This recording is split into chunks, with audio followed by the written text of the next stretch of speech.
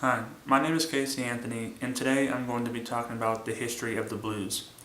This is a very important topic to me because almost every genre today, from rap to country to hip hop, all come from a foundation known as the blues, and it bothers me because most of my generation today doesn't know about this musical genre, and I feel like it's important to be discussed. First, I'll begin by talking about where the blues began in the 1920s and how it moved up into the North and into the Midwest in the 1940s, and then how it kind of sort of declined in the 1950s until the British invasion in the 60s brought it back to life. In 1913, a man by the name of W.C. Handy published the first blues song, Memphis Blues, and it sold hundreds and thousands of copies. Early pioneers of this genre include Son House, Blind Lemon Jefferson, and even Robert Johnson, who is said to have sold his soul to the devil in exchange for his guitar playing skills.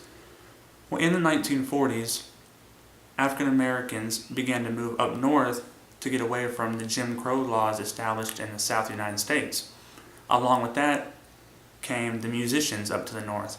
Well, at this time, electric music was becoming a thing, and the same music that these guys were playing down in the South, they were bringing up north, but plugging it into an amp and a Fender and just playing a jumped up version of their Delta blues.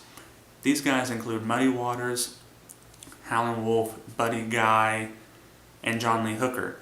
Well, in the 1950s, artists such as the Four Tops, Chuck Berry, and even James Brown, who was a leading force in this kind of thing, they started coming out with this more pop sensation music, and it led guys like B.B. King to be forgotten about because African Americans no longer wanted to listen to music that associated them with their past of being held by slaveholders.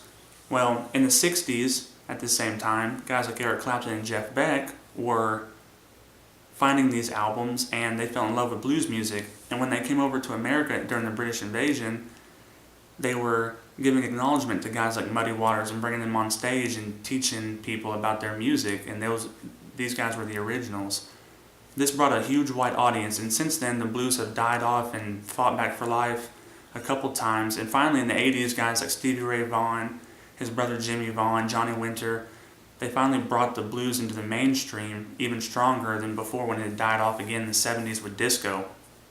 And in conclusion, I just hope that this music can be continued to be shown to the younger generation, and hopefully we'll never again let our music genre die.